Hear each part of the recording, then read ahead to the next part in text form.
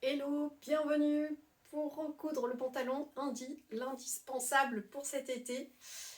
Bien sûr, on commence toujours par surjeter les bordures et repasser pour bien rentrer les fils. Une fois que tout ceci est prêt, nous allons commencer par la poche. Pour positionner la poche, j'ai mis le devant gauche qui est ici.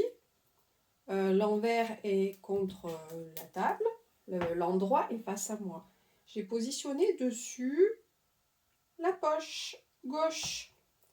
Les bords ont été surjetés jusqu'au cran. Et ici, j'ai épinglé et nous allons commencer par coudre le long de l'ouverture de la poche.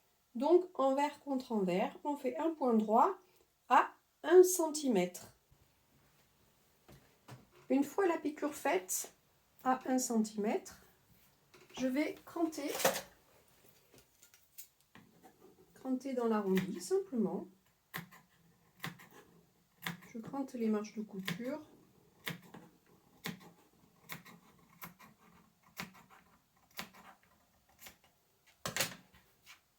Voilà, ma pièce est attachée, je peux enlever mon marquage. Je marque toujours les pièces pour bien me retrouver. Et je vais ensuite, je retourne le devant, je vais rabattre sur l'envers la poche.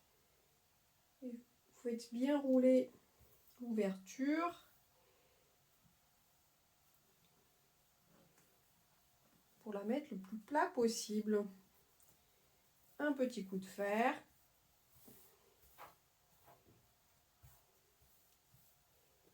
Pour maintenir ça, je vais le maintenir aux épingles.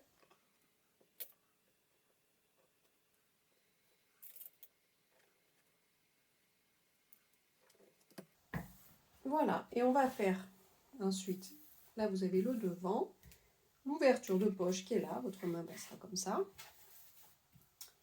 ici, et on va faire une surpiqûre à 1 cm tout le long de l'ouverture de poche. Alors je l'ai fait de l'autre côté, je vous montre ce que ça donne. L'ouverture de poche.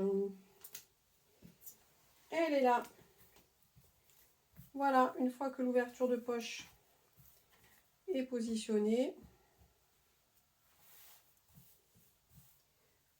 la surpiqûre est faite et vous avez une belle poche. Pour la suite, je vais avancer sur ce côté puisque c'est fait.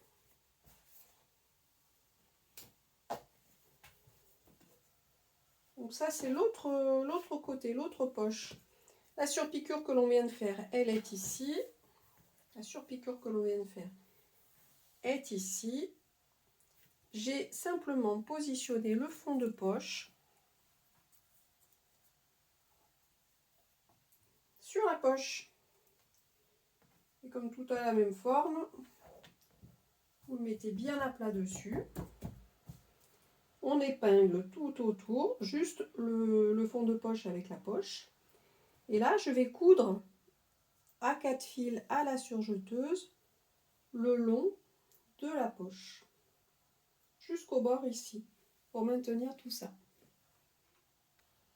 Voilà, on retrouve l'arrondi du fond de poche qui est épinglé avec la poche et je vais simplement surjeter les deux ensemble. Si vous avez épinglé comme moi, attention à bien enlever vos épingles au fur et à mesure.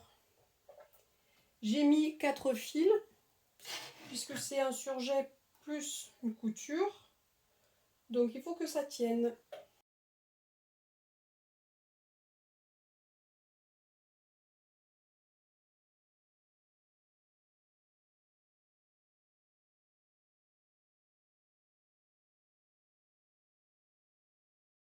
Le marquage de ma pièce, je n'en ai plus besoin puisqu'elles sont accrochées ensemble.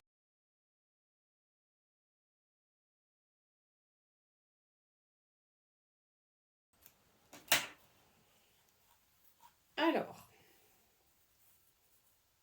je vais aller repasser cette couture, bien faire rentrer les fils.